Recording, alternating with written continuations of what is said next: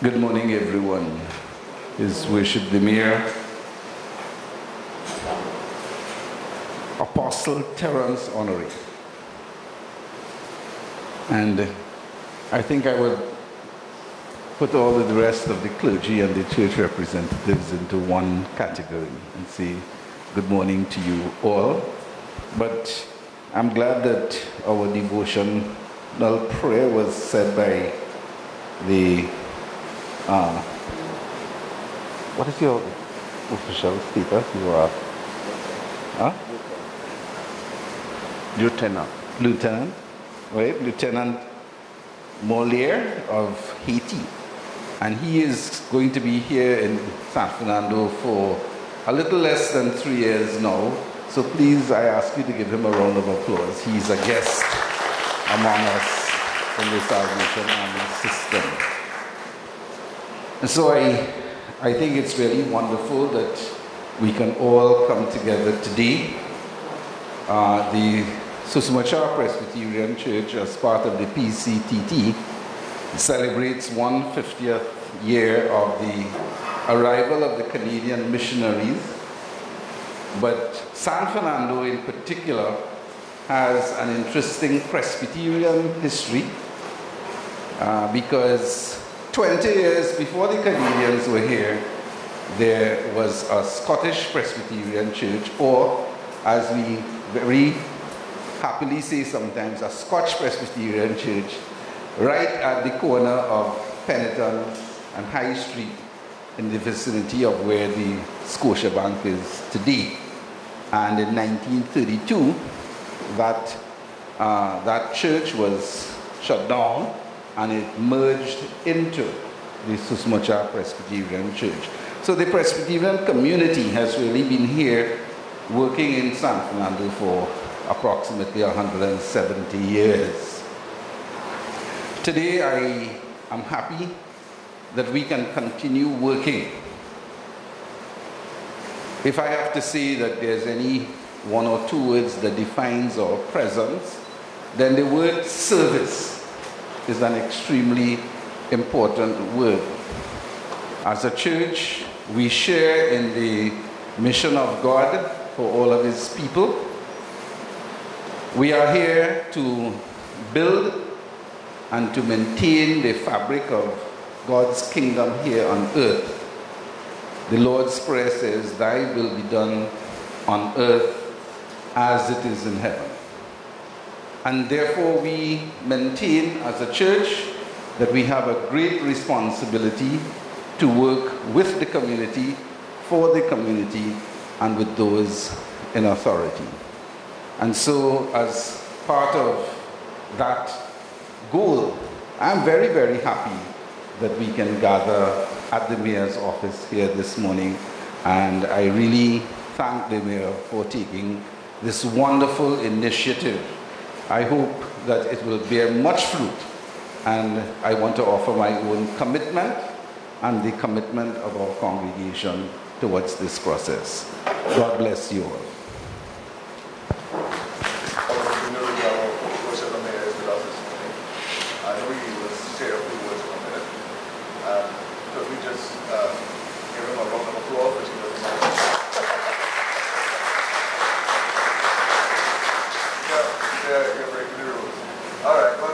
Because, you know, the scheduled activities and responsibilities, even a couple of emergencies happening this morning that he got delayed for people with us. So I'm saying that, so when he comes to speak in a few minutes, go straight to the matter at hand.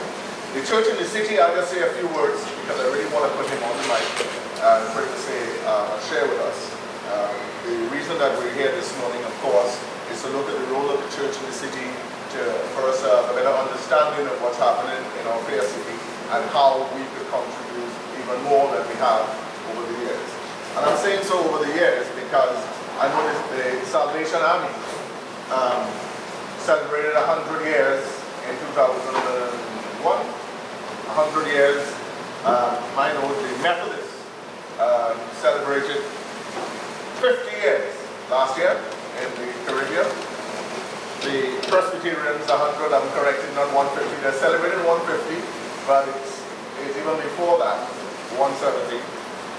The Catholic Church in San Fernando was established in October 25th, 1786. So something like 275 years that church started. And just within the last 50 years or so, the other churches, evangelicals and Pentecostals and so on, made their appearance on the scene.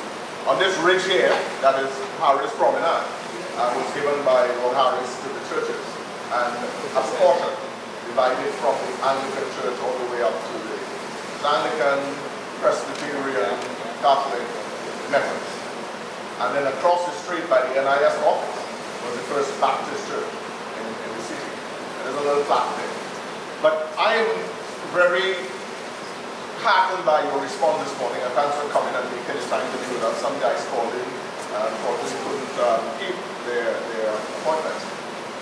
But a few years ago, I set about with a few members from university lecturers and folks, couple ministers, to establish the Christian Historical Society in Trinidad and Tobago, an organization that is supposed to be looking at, pointedly, at what the church has done, how the church has contributed to the development of Trinidad and Tobago.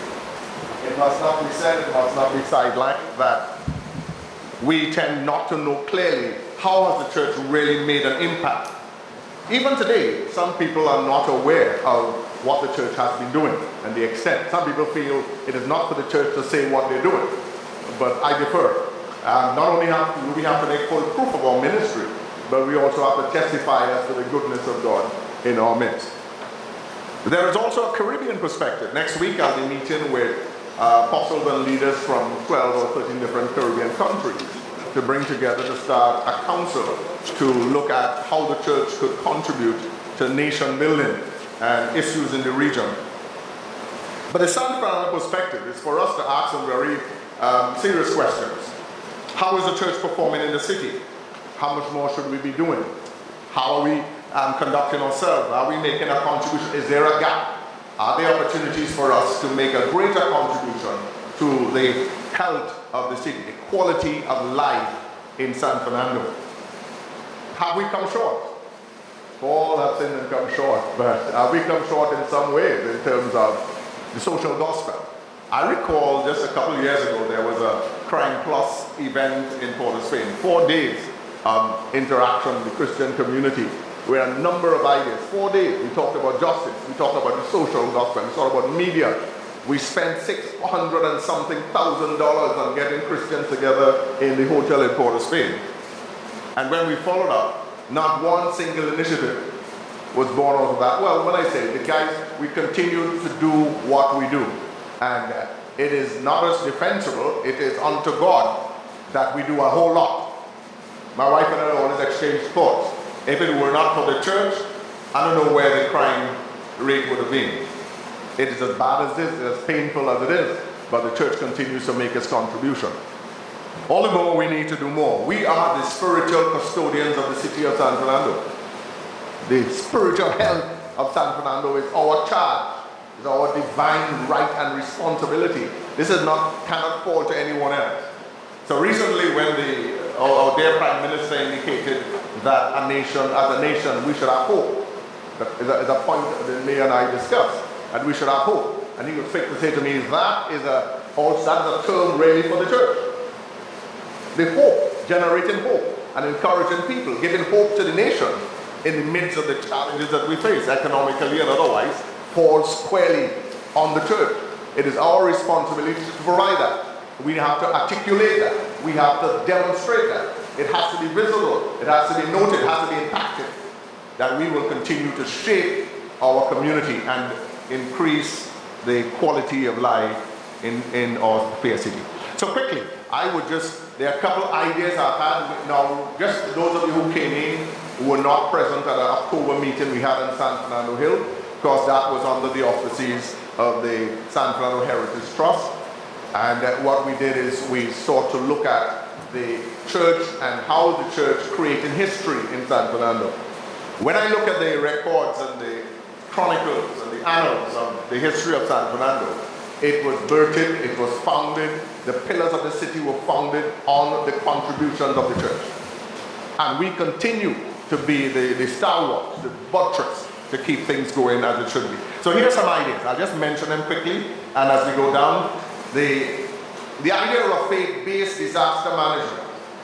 The idea of a faith-based disaster management. We spoke about that last meeting, that the church should have community emergency response teams. Every church should have people who could respond in a disaster to the city. We talked about chaplaincy. In those kinds of conditions, you want to be able to get people in touch with God immediately, and that is our forte. This is where we are.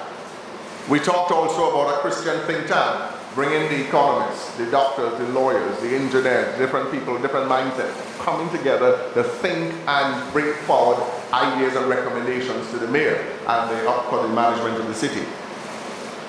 I want to put to you also, in terms of economics, that the church could and should make a contribution. We do make a contribution to the economic life and health and well-being of the city.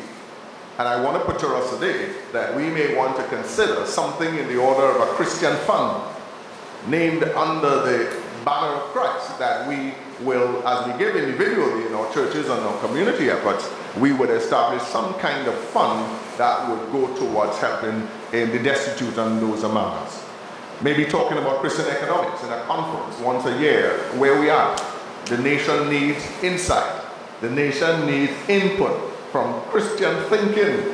We need Christian governance. We need Christians to step up and speak into, prophetically and otherwise, into our situation. It is not just us to do the pulpit ministry, but to do the ministry outside and beyond. The poverty, the poor, the soup kitchens. I would want probably to see an increasing number of soup kitchens. I don't know how many we have right now. I think we have about 3 or 4. To look again at how we treat with the poor. Do we provide for them? Do we care for people who are...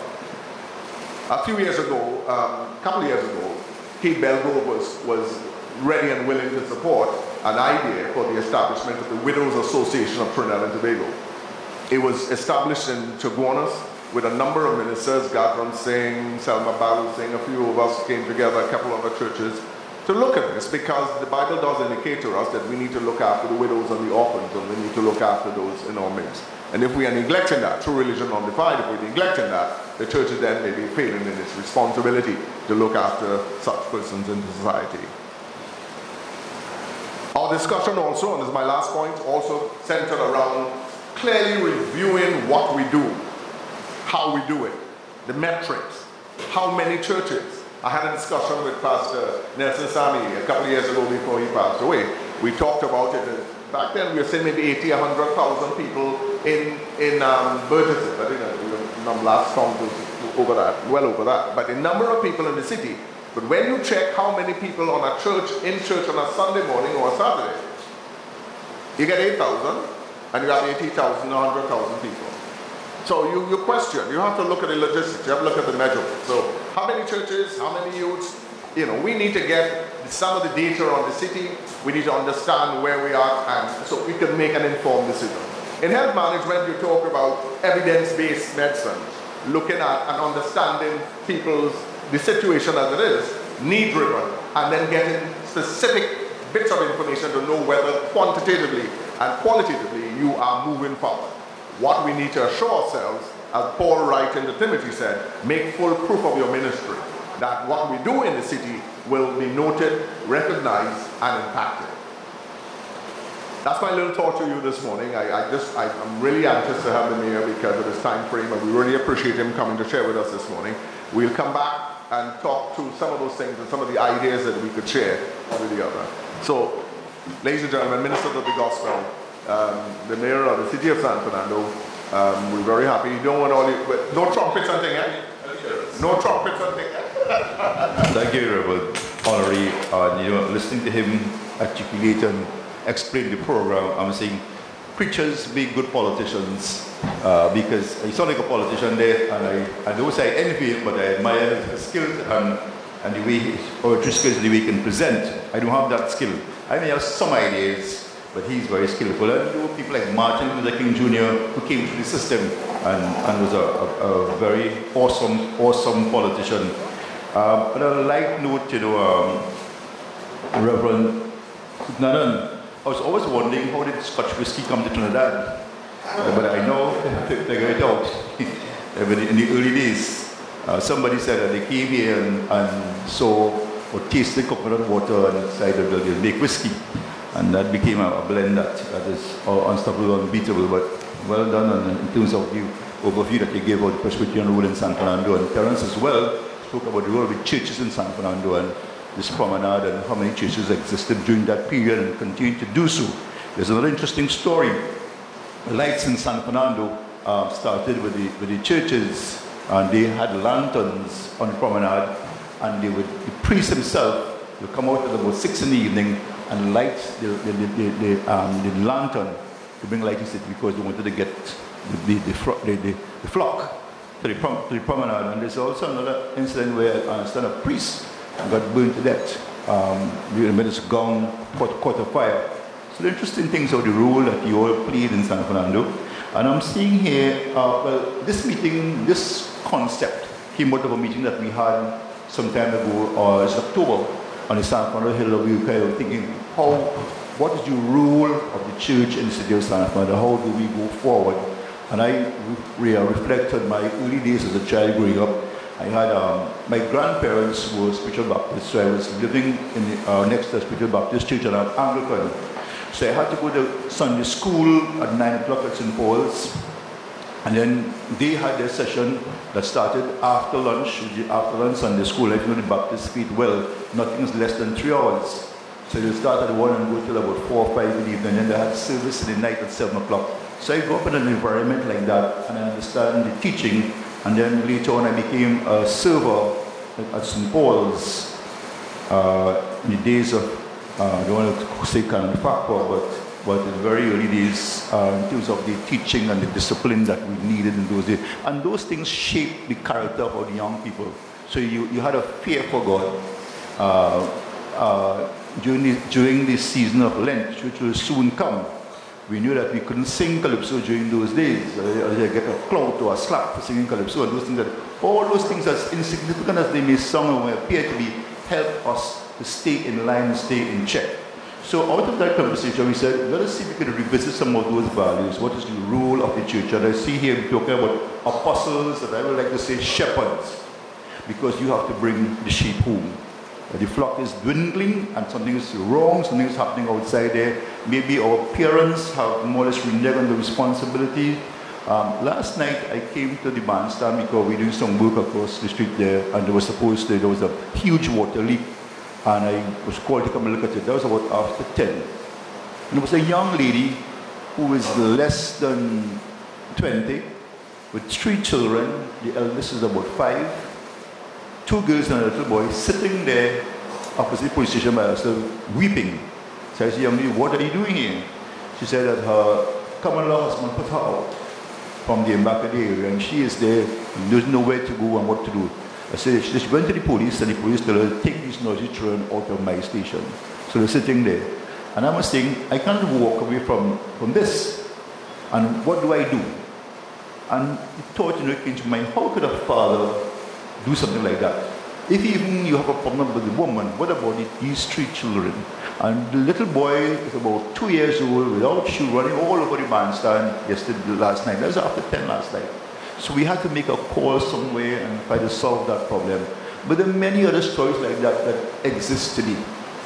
Parents have turned their back, fathers have turned their back. But we here as an institution, we cannot turn our back. So I'm saying to you all here this morning, you are the shepherd. You have to get them back, get the flock back together, and whatever role you can play. And Terence articulated very well. And this is a team effort. Some credit's being given to the mayor. Not really. I may have some ideas, but I'm looking around at this very distinguished group here this morning. I think you all are the ones to get it done. I'm going to give you the assurance that the City Hall and the City Corporation will make all our resources available.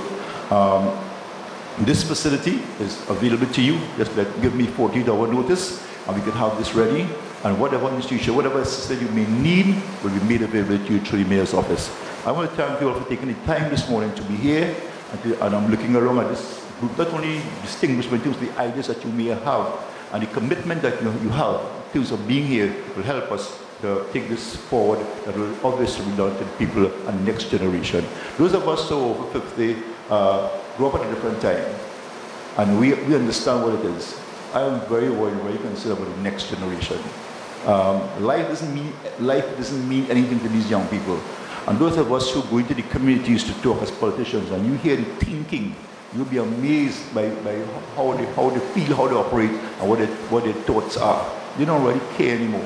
So there's a tall order for us, but because you are versed in the Bible, and the Bible has so much information in terms of, as I said at the beginning of this discourse, that the men of the cloth are better than politicians, because you have that to fall back on, the quotations from the Bible, because we can't deny that. It is very strong, it is very, it is positive, and we have to probably get back and instill this fear for God. I think that should be a very critical option, fear for God. So thank you once more for this commitment, for being here, and I'm sure Apostle Shepherd Terence Honorary will guide your process and get the commitment that we expect from you. Thank you so much.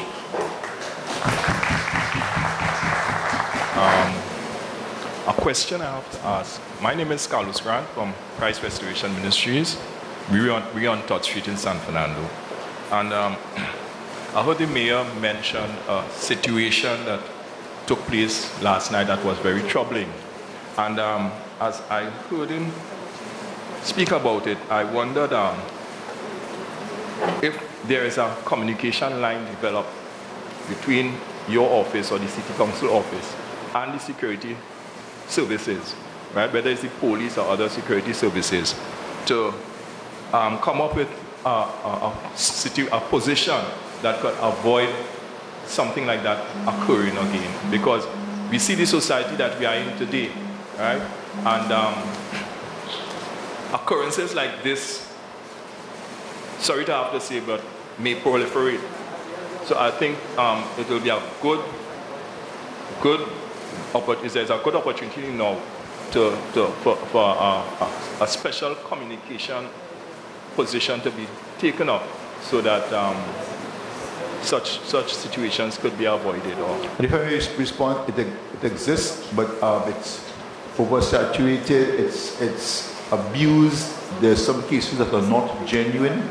I saw so many papers this morning about a statement by Terence Farrell speaking about people who are pretending to be poor, and abusing poverty, and that's the point I'm trying to make. The people who abuse that situation, for instance, the father could be saying, I know there's an agency that will take care of you, so you get out of my house. That type of thinking. So it really need a whole education process in terms of how do we find solutions to this problem.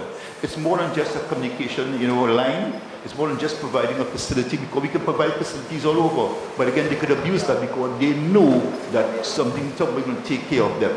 So these young men, and then Dr. Rowley said some time ago, women make poor choices. And that was taken out of context, how the Prime Minister can say this, how the Prime Minister said, but we all understand what he was saying. We know what he was saying.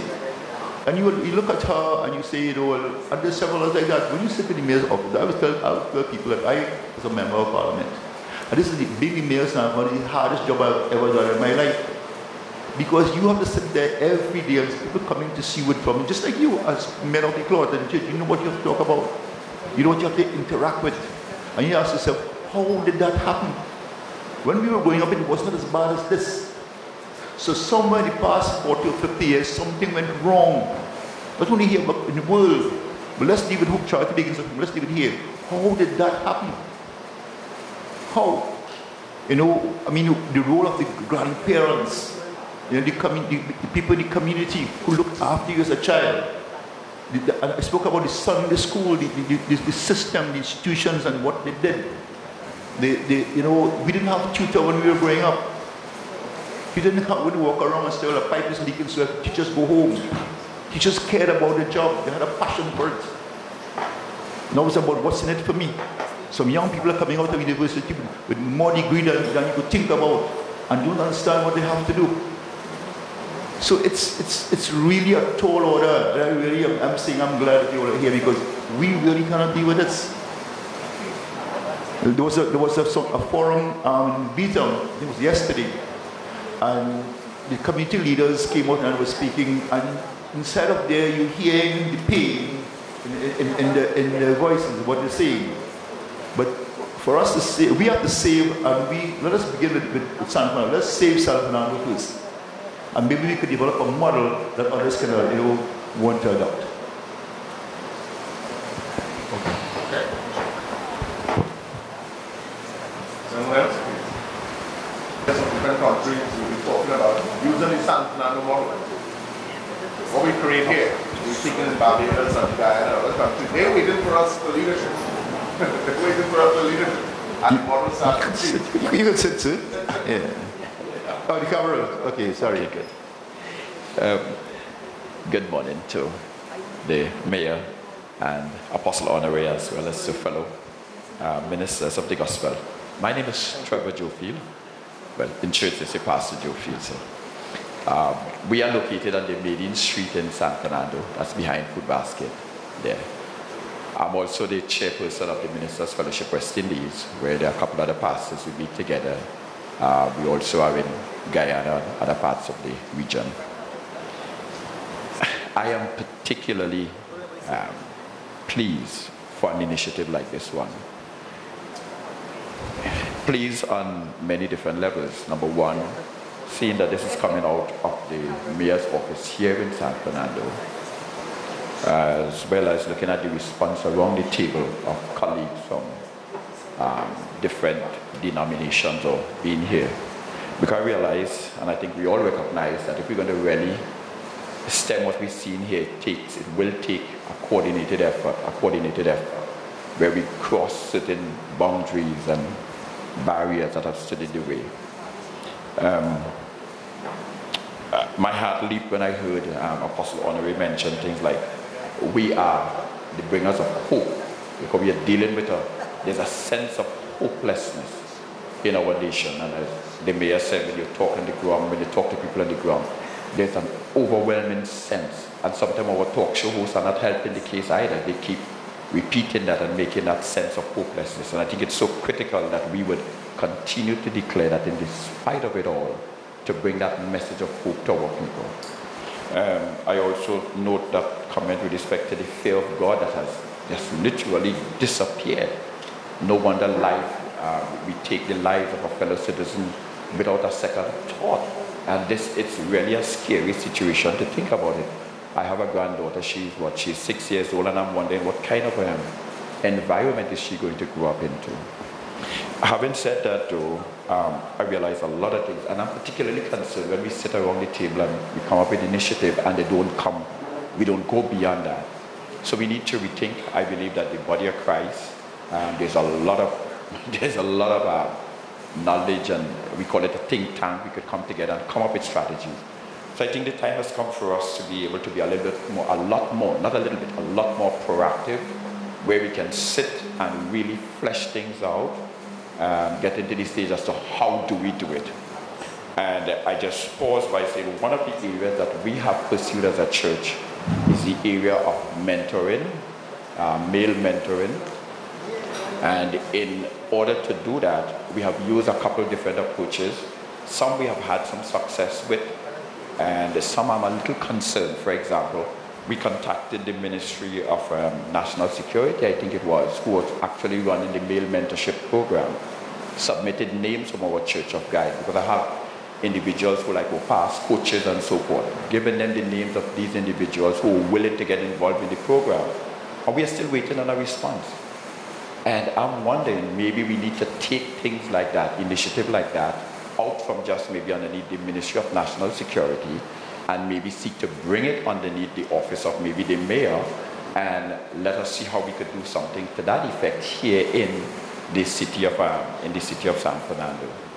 We also attempted to work with Coffee Boys Primary School, again with respect to bringing mentorship to the young men and so forth in that area. So that's an area that we have sought to work with. We feel that as a church, we only meet, yes, we meet, let's say 8,000, but there's a significant portion that is not touched by the gospel or not touched by solid thinking and positive thinking. And we felt that as a church, we have a number of our young people who could go in and become mentors to these children in the school as well as in the other areas. So these are some of our thinking that we're looking at. Yeah, thank you so much.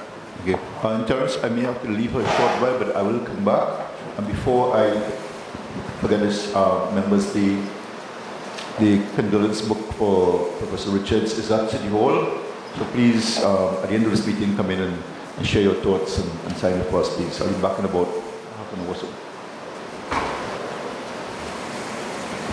Let's have a minute of silence in memory and honor of President.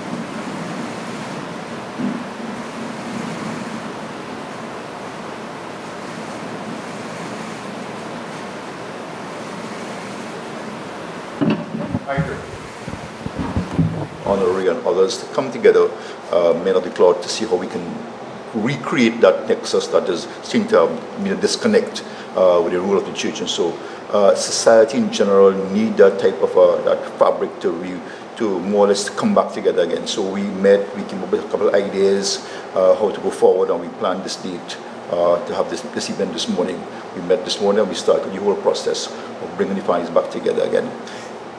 So why is it that the city itself is not providing these amenities that the us?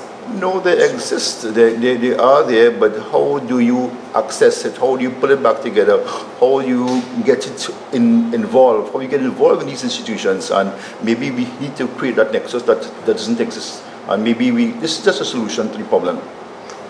Is it that you don't have the funding from the central government no, it's not about funding. What I think what we should be doing at this point is to create the role of the churches. How do they function? How do you get families back into the church? There's a serious disconnect there, and I mean, as Terence and Day indicated earlier on, there's a big congregation that occurred many years ago, and that is dwindling. We need to revisit that and get people back into the church. I think the church has a critical role to play, and I'm making a special appeal this morning to all of them to play their part, and let's build back. Somebody made mention, I don't know who made the mention this morning as regarding the society, the younger ones these days who's over 50 years. I don't know if it's you, Mayor. Yeah. You care to just reiterate that, what you said there earlier regarding the 50-year-old people versus the young people who have the values of life today, and death is like nothing to them. You care to... Well, we are saying that probably parents have reneged on their responsibility. The Sunday school factor no longer exists. Between when you're christened and there's communion and there's regular Sunday morning service, and you look at the numbers that are visiting church or going to service on a Sunday morning, Sunday evening, it's not as good as it's supposed to be. So these areas we have to work on. They have to come up with a plan. What we'll do this morning is put a team together and develop some sort of a policy in how we're going to approach it, and we'll do it collectively. So what you're saying, 50 years ago, the society, making a comparison, we're much different. We had less distraction that you have right now. You have television 24 hours. Nowadays, the 50-year-old person we're talking about television shut off at 10 p.m. You had epilogue, and you saw those signs, and you go to bed, you get this morning, go to church. There's 24 hours television. There are over 100-something television stations. There are over 60 radio stations. There are parties every day. There's so many things have changed, and we have to adjust, and we just have to adjust. So what you're saying that the society today is not taking the moral values of what it used to be 50 years ago? Just trying to feel. Well, I mean, you have to come to terms with technology. You have to come to terms with what is available to them, and I mean, they are distracted, and maybe they need, as I said earlier on, the shepherds have to bring the flock back. Okay, that's it. Done. All right, thanks, guys. Yeah. This is one of the best video men in town. Media and all that.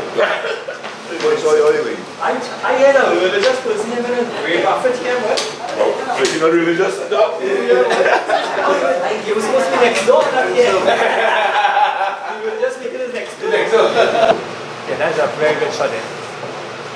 Right, yeah. Alright, condolences still coming to.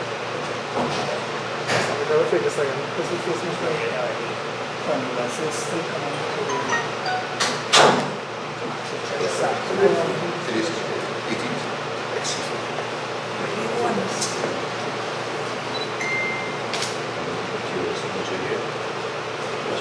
Wait, What are you doing there?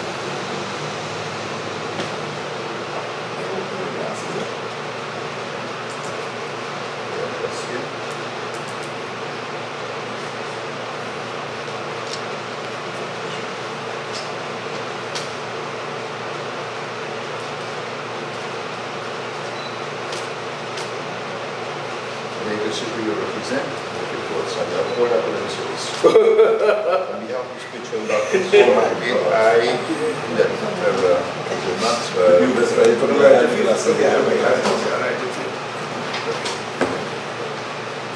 Okay. Sorry, do you want to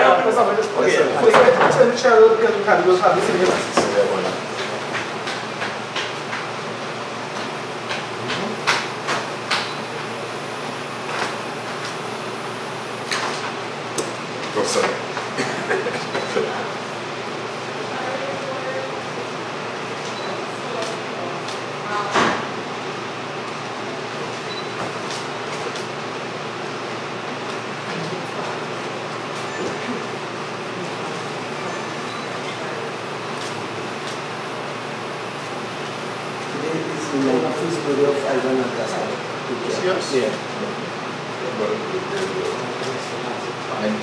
It is 1801, 18.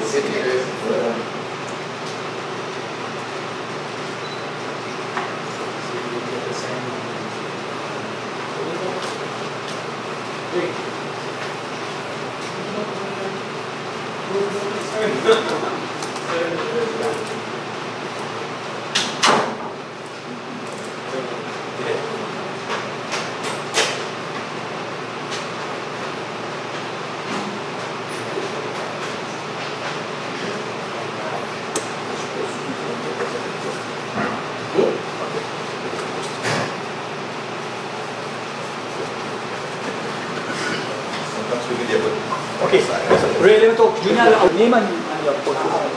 Okay. I know it's Ray Brathwaite, but just for the records. Well, for the records, King Shepherd Ray Brathwaite, and with us this morning is our patriarch, the head of the Spiritual Baptist Faith. He is the patriarch of the National Congress of Incorporated Spiritual Baptist Organizations in the Republic of Trinidad and Tobago. I see you are signing the condolences, but why today? Well, today became a convenient day for us. We do everything by prayer, and therefore we commanded by the way we do what we do to be here today.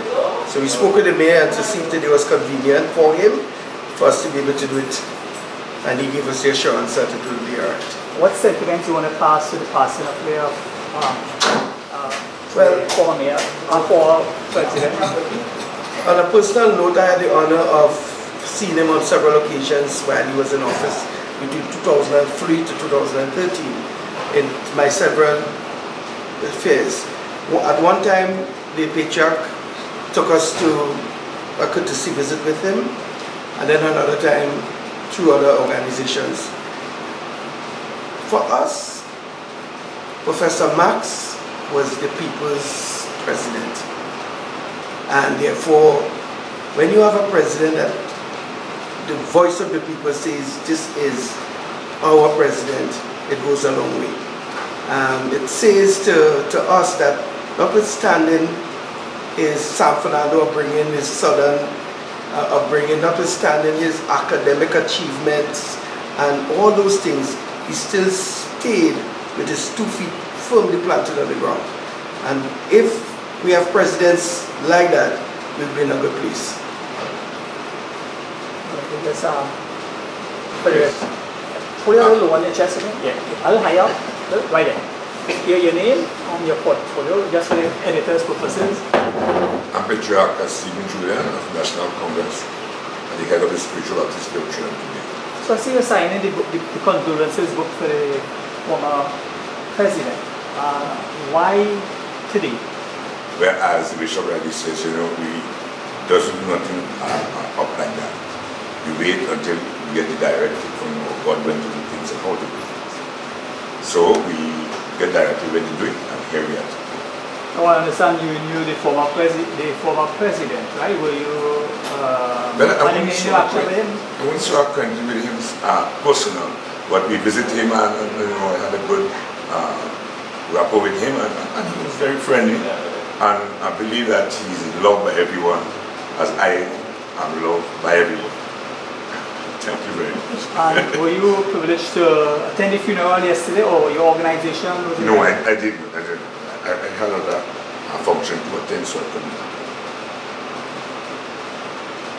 Yeah, let's go in the middle now. I see you still have the condolences book here at the City Corporation. You can tell me how... Well, the outpouring of love is amazing. Matter of fact, because former President Richards was a San Fernandian, a lot of people want to come to San Fernando sign the books. I've been getting calls from all over the country. Mayor, is the book there? Can we come and sign? When are you going to stop? So we will hold it as much as we can. Of course, with the directive from the Ministry of Foreign Affairs, they will guide us. And once it's okay, we will keep the book open. As you can see, yesterday we had schools coming in, and we have Ray and others people from all over the country come to San Fernando, because there's that connection between Professor Richards and San Fernando. Somebody spoke about Southern values, what we know San Fernando for. So they want to come to San Fernando. The City Hall is open. It will be open all through the weekend, and you're welcome to come and sign this book. So you back on the weekend? I will not be guided by the Ministry of Foreign Affairs. They are in control of this. But as far as you're concerned, how long do you think it will go on? Well, once they give us the all clear, the office will report it. I think I saw Tim Washington the last day. But if they give us the all clear and the calls keep coming in and they want to come in, we will facilitate them. I better do my signing now. I'm glad that you... I hope that don't go online, you know. Yeah, who don't needed. Therefore, let us get together and find a way of doing it. And I think that if we go back to the source, if we go back to what Jesus directed us, we are able to provide that high ground, that thing that would be looked at by others as not having any political overtones or any other agenda. The agenda must be following Jesus. And when we follow Jesus and we demonstrate that we are following Jesus, then others will be led to Jesus. Jesus said, come and see. We have to find Jesus, find where he lives, and do what he is doing. Okay. Okay, thanks, Aaron. Appreciate it. Go ahead, please, I wouldn't comment. I am Linda Pierre, representing the Jesus Deliverance Center on Chatham Street in San Fernando. My contribution today, it really pains my heart to see the young people, the life of crime and so many dropouts from school and what is really contributing to their way of life. It really, really pains me. So we really need to find some way, there were so many different programs in place for young people, even those who have dropped out, maybe to learn a skill or something, but some of them don't. They just drop out of school and whether it could have been poverty on the parts of the parents, unable to give them, what they really needed for their education, and as a result of it, we have so many of them leaving school, have no skills, yet they want to be employed. And nobody's going to employ them if they are not well educated. So we have such a serious problem. It all comes up with the kind of children they will be of tomorrow. They say they will be the leaders of tomorrow. But how are they going to lead? You know, so there is so much we have to give praise and thanks for, but yet, you know, find solutions, you know, that we can help them, you know. Praise the Lord. Well, that's your contribution. Thank you very much. Okay, pleasant good morning to everyone. My name is Dr. Ian Cummins. I'm leader of Empowerment Temple International in Coquille, San Fernando, and New Grand Princeton. I just want to just highlight just a few things because listening to the mayor this morning, I think that this endeavor is really, really good because the mayor himself is looking for solution for problems. And I think as he sat there, he's looking for answers from us. I think that his endeavors are good, but he needs answers. And I believe that a system needs to be put in place. And as leaders, we have to be very, very, in terms of aggressive and out of the box. Out of the box. Our thinking also got to be, you know, very, very creative thinking to come up with a system and a structure to really impact the city of San Fernando, because the opportunity is very good, the door is open, the platform is set, and I believe that to impact the environs, I think this is the ideal place. But it's not going to be just a one-time meeting. It's going to be consecutive meetings, and there must be some measure of agreement. Okay, what we are basically doing, because I am very, very out of the box. I'm connected to Dr. Showalter Johnson from Miami, Florida. He's the president of the $1 Billion Roundtable in America. And he's coming by me next week, and he has a system, a working system to impact government, societies, and countries. And I think that a model like that is very important. And sometimes I think that even as we sit together, if we could look at different models and come up with a model that will really impact, fit for our country, fit for our city here. The next thing also is that I think that all the islands are looking at Trinidad. They see Trinidad as the capital, like as the America, all right, and they kind of like they model us. Okay, and I think it's very, very imperative that we come together and set even as we connect with Apostle Terence. All right, and I already told him that we're on board with him in the structure that he's put in place, because I believe that God connect us with individuals who have this model and this system that is workable. All right, so out of the box, creative thinking is necessary to set up a structure in terms of going forward to really bring about the change that is necessary for Trinidad and also the city of San Fernando. All right, it's really, really a good opportunity for us. All right, thanks. Thank you. Good morning, everyone. I am Neil Fritz Moliere, Lieutenant Pastor of the Salvation Army San Fernando. I am very pleased to be in this meeting today. What I would like to say, as our colleague Pastor said earlier, the need of this society right now is evangelism. Because most of the things that are happening right now, it is because some of the people don't really know anything about God. So if we do so, I believe something great can happen. And we in the Salvation Army, besides evangelism, we also have another program we call All Together Safe. Within this program, we see the vulnerable children, adults, and we see domestic violence, we see human trafficking, and we help the people to be aware of what is happening right now in the society. So what I would like to say again about cooperation, collaboration. When I first came to Trinidad, I asked if there is something like that. It is a ministry, what we call minister fraternal.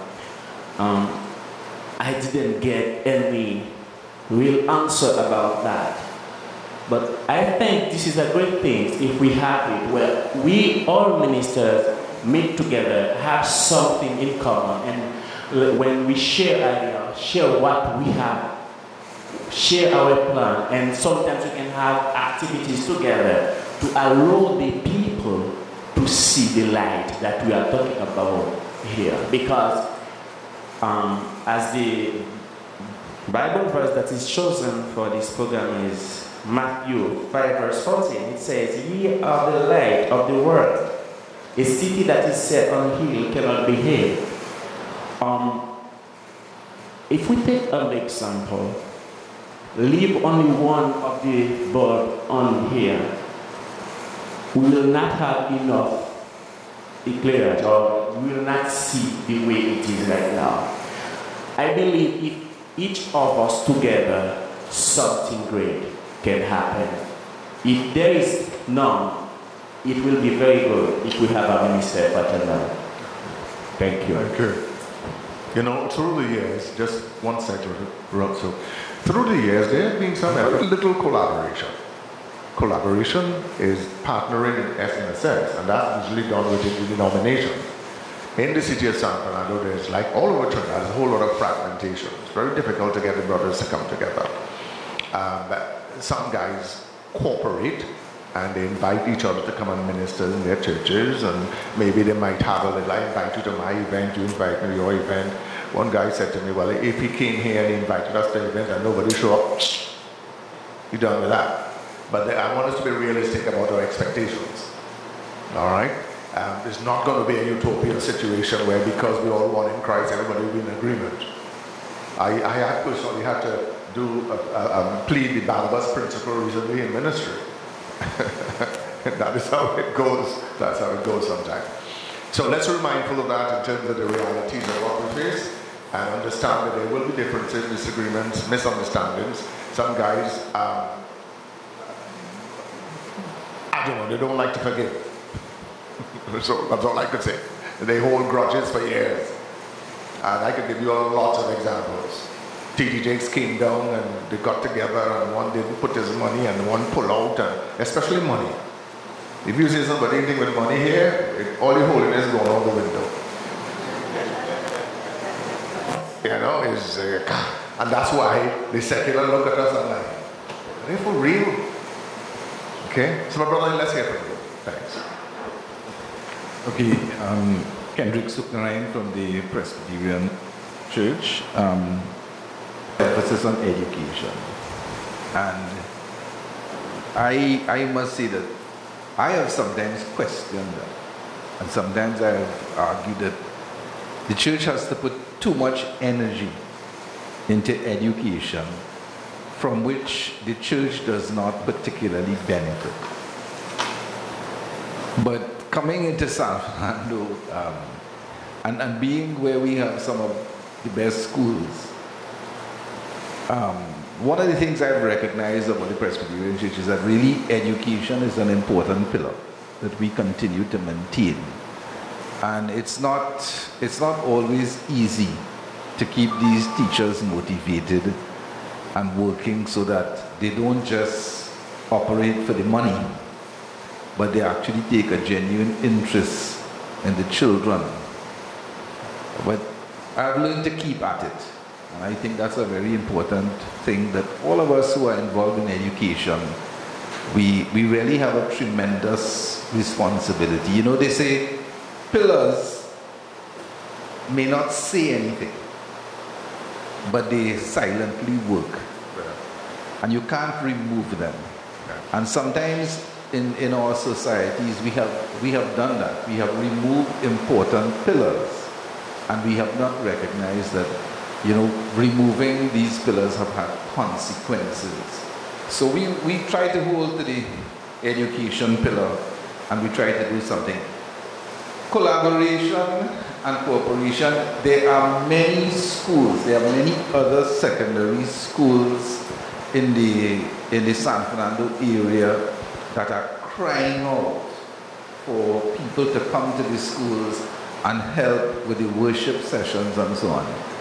I can't go to all, but at least I hold on one of what I call the bad ones. I still have a participation in Pleasantville, and I tell my members of my congregation, I say every child that you teach something in Pleasantville is one less criminal will go on the street. Good word. So we have to recognize that these schools, you may not get something in your church for it. Nothing is going to come back into your church coffers. Nothing is going to come back in your church membership. But I do want to encourage everybody. See it as an important responsibility, and please remember to give it a very important place. We really need to cooperate more. There are some projects that are going on, and I would like to also encourage churches in the area to be less competitive and to be more cooperative. We have a very unique project here in San Fernando, the J.C. McDonald Home for the Aged. And by the way, Mr. Honoré, maybe if ever you need some emergency overnight shelter facilities, you know, I could probably give you the numbers and you could make the contact, and that is a possibility there sometimes. But you know, that is a project between Presbyterians and Muslims. And I have a funny feeling it's about the only project that has worked for so many years, because that home has been there for many, many years. And that is a project of Presbyterians and Muslims, you see. So if Presbyterians and Muslims can work together to be successful at caring for people in need, why can't one church work with the next church? And why do we have to always be in competition? Let me make a plug here for, we have a theological college here in San Fernando, the St. Andrew's Theological College. Just this week, I was discussing with the principal there. How many aspiring or wanting to learn Christian will ever even sign up to be a member of the library and go up there to read some of the books? Not many. And that library sometimes struggles to find funds to bring new books on the shelves. Is there a possibility for us to cooperate and even make these things something better? Right? We've been talking about music. Young people like music. Many of us have known that, but sometimes we only use the music to build our local church. But maybe we need to also cooperate in that way. You know, so let me say, I hope to have a pan jamboree this year. Okay.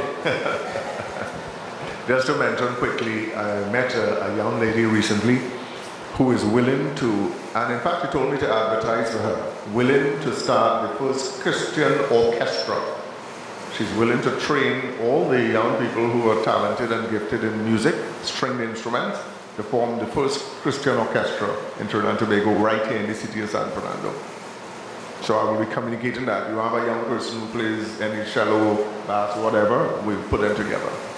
Please. Good morning, brothers and sisters. I am Father Wendell Bernard. I am the curate in the parish of St. Paul, right next door, San Fernando, the Anglican Church. Let me begin by saying that the church is the only organization which does not exist for its own benefit. All other organizations exist in order to derive benefit to itself.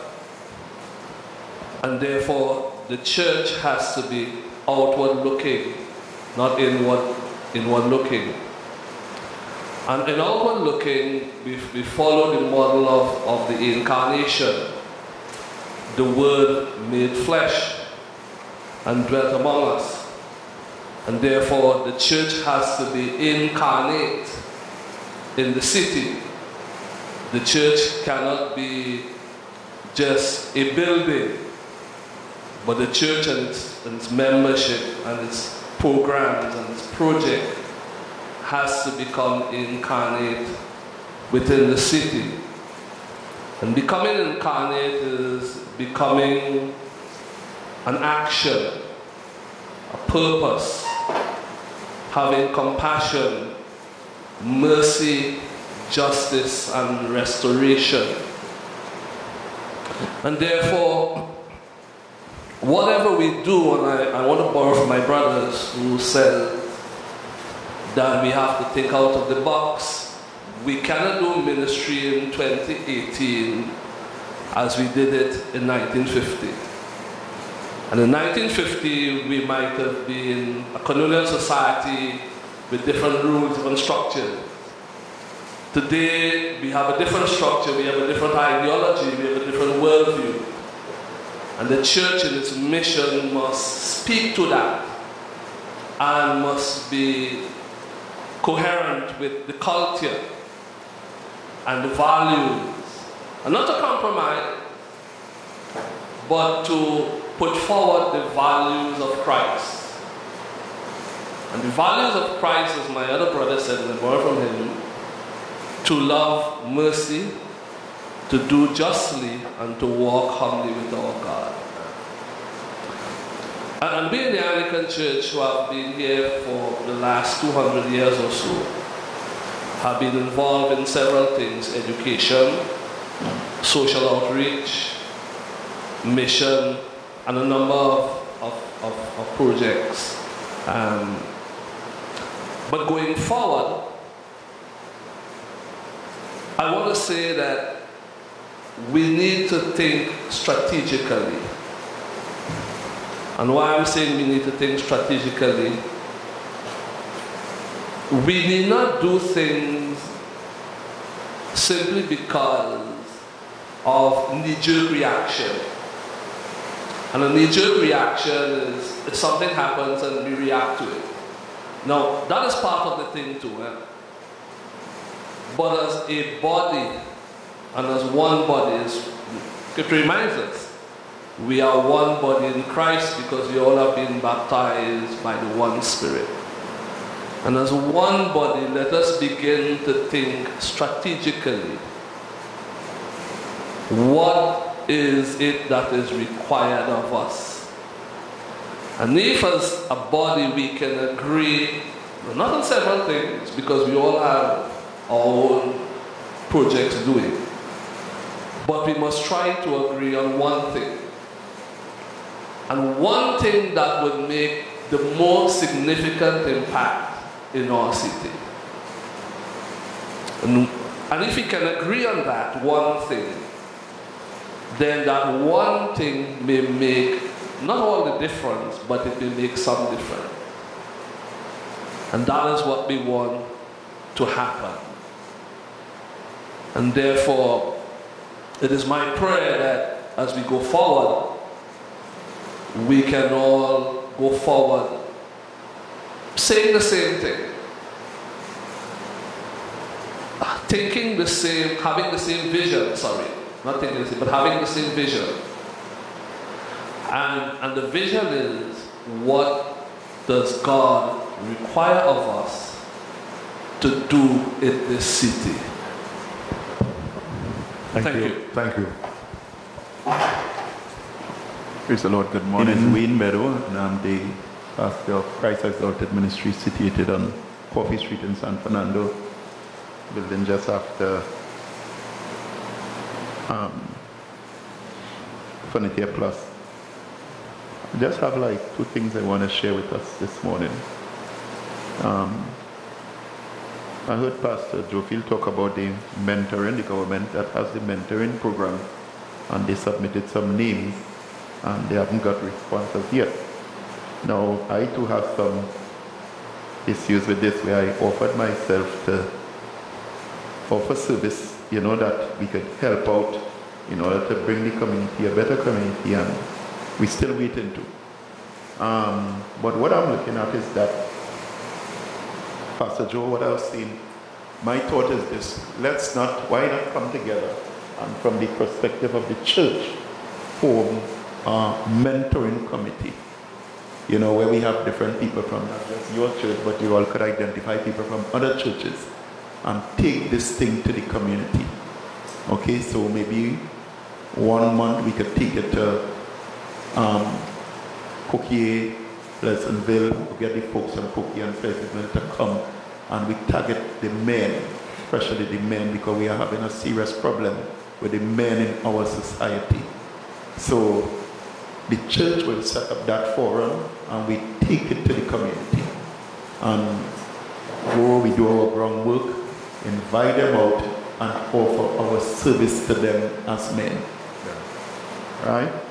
I was even looking at the other area that the mayor talks about concerning the young lady who they saw there last night and they had to call. I believe that the police and the church, at least they could work with us or we could work with them. There are some problems that they experience, they cannot handle it. It will take the church to handle it. Now the part that, okay, if a crime is committed, they have to deal with that. Okay? But there are some that they go to, they need the church, they need the church. So then we could come up with an effort where we could offer our service to the church, to the police service. So in case they have a problem to deal with, okay, they could call on a pastor and refer the person to this pastor, refer them to this church, so that they could be seen about. And even some of the crimes that are committed, after the crime is committed, they still need to refer these people to the ministers so that we will be able to work with these people and to get them back in society. Good. Right? There are sometimes maybe they're going out, they would need our service, they would need our help. And I believe that there should be ministers so they could call upon and ask them, okay, we have a situation, we need your service, we need your help. If you could come talk to this person, maybe they have a forum that we could do it, sit with the person, or they come into our church and we sit down, talk with them, but with the help of the police, the pastors will be able to work with the police to get this thing back on street. Because I know that the job of the police is a very challenging job. And as I'm saying, we are praying for them. Yes, we are praying for them. But we can make a greater input in helping out, restoring order back to our city and back to our country, by extension. Thank you. I had meetings with the National Security Minister and also spoke to some of the top Christians in the police service. And it's a worthwhile initiative for us to consider, thinking strategically, thinking of how we could impact on, once we understand those hot spots and we understand it, in Mbakade, for example, you know, the Omega Church had to move out. They wouldn't let them use the community center anymore. So Douglas's work down there. And we do simple things like 3 years ago, the Full Gospel Businessmen, I worked with them. We took all those kids from Mbakade and took them for dinner in the hotel. And there's a whole lot of time connecting with them, because I went out there and did sports outreach, using sports to reach them. And when we took them to the dinner, those guys were coming and showing me only bullet wounds, scars of war. And it's not an area of, Pastor Wilmer Kelly has been doing some work with the gangs. It is a special call, but what we're talking about in terms of what you suggested and our approach, we need to, I have to go back to the mayor and say to him, we have some definite ideas and plans and we want to structure. And I like what I'm hearing as we go forward. So brother, I know you spoke, so let me just ask him, if you don't mind, because in the interest of time. Yeah. Just make one please. Quick comment though. I want to agree with Reverend Suknarayan when he indicated the schools are crying out for help. We are in Marabella, we are also in Laramie, and we cannot respond to the amount of calls that they are making for the church to be involved. So it is something that we definitely would want to consider. Thank you. And there is a lot of need for cooperation and coordination. And the secularistic thinking of the conventional church gets into an era that is dynamic and needs cooperation. What should be happening in there? We should be able to target and pinpoint those that we should minister to. And that's an example of the lack of cooperation and coordination, please. Yes, President, good morning. Solomon Hamilton, Pastor, Life in the Word Prophetic Cathedral and Deliverance Center in Vista. One of the questions that I want to ask before I just share a few things is concerning this initiative. What is the financial support or background on it on your behalf in the vision that God has placed upon your life in bringing the churches together? That's a question to me? What is the reference? Okay, seeing that we have these meetings on a various basis, what is the financial burden of it all, and does it just rest on you? Yes, it will be with us. In fact, just put it this way, the mayor this morning, in speaking out of his pain and concern, he has no money to do a lot of the things he would like to do. And in fact, the range of the challenges that are faced requires for us to step forward, not just only bless you, but to bless you and be tangible. And essentially, yes, we would need to structure that as well as we move forward in terms of, I expect that the funding that drives the individual ministry programs will be sustained. All we need to do is to collaborate on some measure, share information, do our directory, let each other know what we're doing, what's happening, and there will be calls to when we do a specific initiative or project that will require some funding, then we need to raise the funds. Well, why I ask that also is because one of the things that came within my spirit is having board, so to speak. I use that term as a general phrase, as we come in together as a people, because there will be different individual ministries whatsoever. And a problem with church folks is consistency. It flows from the head right down. And one of the ways to avoid this is having responsibility. So now, if there is a board established and we recognize persons in this position as ministers of the gospel, then we know we are a part of something and what we are doing together. And from that, then we can drive initiatives whereby we would support each other financially. And one of the things that came within my spirit also is, for example, there are a number of churches on the coffee, and having that communication between the churches, if we are established as a unit, go into these various regions and address the churches as a unit, then do things in that community within that region and outreach to that entire region, including churches that are within the region.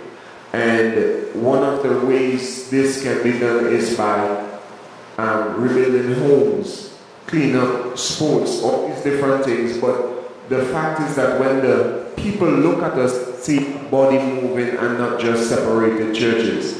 And that's a key factor why the church has not been effective as it should be effective. With relation to the schools and all these different programs that we can become a part of, that again falls upon having leadership board, so to speak, in the midst of this, that, okay, let's say an incident like what happened last night, the mayor called, well, he will call you, and immediately you know who you can call on for what particular purpose being addressed. And even with relation to being influential within the society, for example, the police force, there are Christian police officers. So therefore, within the region, the department will then know, okay, what's the situation that is taking place, and send someone according to the situation that is taking place. And these are persons that you know that you can rely on, that you can depend on, that they wouldn't do things out of self and out of emotion. And again, having that accountability that, okay, for example, one person says, look, today I just can't handle it. For example, if a minister here now were to say, you see all this, I just can't deal with it, who then can they refer to or relate to that you can speak with and just have a mellow head and then pick back up, because we all have our down days. And having that will enable us to be a body, being able to help each other and support each other. And even with reaching each other churches individually, finances is always a problem. But if we were to come together in that aspect, then we'll be able to help each other financially and build from there forward. Thank you. There are some, I hear your heart. There are some realities where those things are concerned. We could see cooperation a lot easier, coordination a lot easier than cooperation and collaboration. And let's be real about that. A lot of guys are so locked into what they do, they hardly have any time to talk to the person down at the end of the street. So it's a challenge for us, certainly. We have to put structure in place. The mayor's last word to me was, we had a chat before, we have a talk today, let's structure this. And I hear what you say, and certainly we must move forward. Deborah, you were the first to come. Thank you very much. I am Shem Ligol. I am from Faith Community Church in San Fernando, pastored by Pastor Farouk Mohammed. I just wanted to just piggyback on something that I think it's Deacon Wardrop, is it? Just this one tagline, love. And I think that once we define for ourselves and for each other what love truly is, I think we are in a better position to deal with the ills that exist. In fact, Jesus declared that is the one commandment that covers all the others. You know, and in our pastor's mind, in his heart, his vision is really for city transformation, as with all of us who are sitting here. That's the reason why we're here. I'll be very brief. I know his passion, and I'm just here to represent his view on, and which in turn is also my view, because being under his ministry for some years, you know, I have adopted that as my own mantra, that transformation really begins with the individual. You know, it's not an institutional thing. I mean, you can set up institutions that will help. But again, at the end of the day, Jesus said we can only be changed by the renewing of our minds in his word. His heart has always been for the men. The men form the foundation of our families. And if the man is set right, I think that the families could be set right. So when we have situations like as the mayor shared earlier, it's a worrying reality. You know, it's a when men operate like this. I mean, it's a common law situation, but still, considering children, fatherhood, we've had some initiatives in the past to try to deal with community ills. Some of which, you know, home centers. We've had medical health clinics in the past. We have had connections with some persons abroad who would come down, bring supplies, and we would try to touch the community in various areas. One of the areas that we are now looking into, and all of us, it has been a thread being sounded here, so we call social justice. Another part of social justice is what we refer to as alternative sentencing. Sometimes, you know, there's the restorative justice as opposed to what we call punitive. Now again, you know, justice must be served, and they serve their purpose. Civil government serves its purpose, but his daughter, our pastor's daughter, is also the president of the Magistrates Association, and they're in conversation as to how this can actually become a reality. You know, alternative sentencing. How could we look into the whole process and not just limit those who commit minor crimes sometimes? Sometimes I understand persons for alimony issues, they are housed with seasoned criminals, and there's no sort of restoration there. In fact, it makes the process worse. You know, and our desire, in closing here, is that we reach out, because of this whole idea of social justice, we reach out to the quartet of vulnerability, and as it is stated in scripture, it's the poor, the widow, the orphans, and the foreigner. And with the situation happening in Venezuela right now, we have a lot of that happening. So the church needs to become a little proactive and aware of what is going on around us. All right, finally, our greatest prayer is that the church would be one, and it rests on what Jesus shared in John 17, that they be one as both you and the Father are one. Now that oneness, as you were stating, Pastor Honoré, is that it's difficult when people have various priorities, and the priorities are not kingdom-based. We are church, we are still church-focused and not kingdom-focused. So our prayers need to really change, that we become outward giving rather than selfish. Thank you very much. Thank you.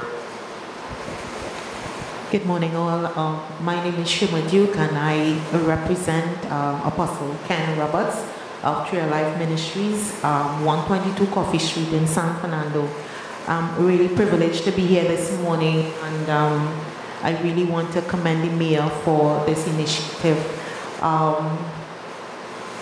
We have heard that there's a lot of burdens on the mayor's heart at this point in time, and I believe what we are looking for here is solutions, and I believe the church have the solutions, but I first believe that we have to, come together as a body, and all of us have more or less similar issues in our various churches. It might be a little different, but it's really the same thing. And I want to take a plug of, I think it's Reverend Bernard. Yes, we need to identify where the issues are at this point in time. And I mean, all of us, if we make a list, we will come up probably with the same, maybe a number of the same things. Where we want to go, and I think this is where we are this morning. Where do we want to go as a city? And then find solutions as to how to achieve those. So I really, applaud Reverend Bernard in terms of we have to start thinking differently. We have to start thinking strategically. We came here, and before we sat, we had to register our names on a list. And it will be, what next? When we leave here, what next? What are we going to do? And, we need to probably build some sort of committee here. First of all, maybe if the mayor could give us a copy of all a list of all who are present, and if we can really,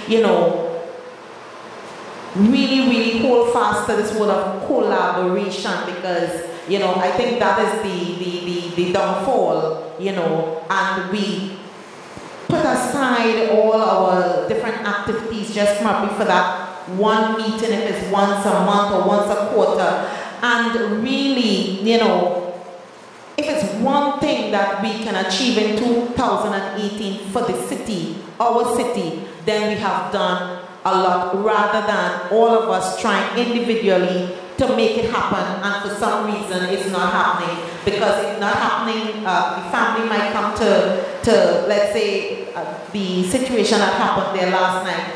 It may have gone to a church and the church didn't help, and then the person goes to another church, and we realize that this particular church didn't help. So if it is that we can really focus on coming together, and it speaks about love, it speaks about unity, it speaks about, really collaborating, I think we can get at least one thing done in the city of San Fernando. Thank you. Thank you. I know Brother Grant spoke before. Yeah. Yes. I have something, but I would indicate that we may want to consider twice a year. Maybe we meet in January and we meet in October as an assembly. Nothing beyond that, because it's really difficult with the agendas and people's schedules. So we probably do 2 meetings, one to look at the scope of things, review what happened, and in January to see what we have on the horizon. We also, in discussion with the mayor, he would really like to see us do something collectively during the month of where there's Lent, during that period of Lent, somewhere just after or thereabouts.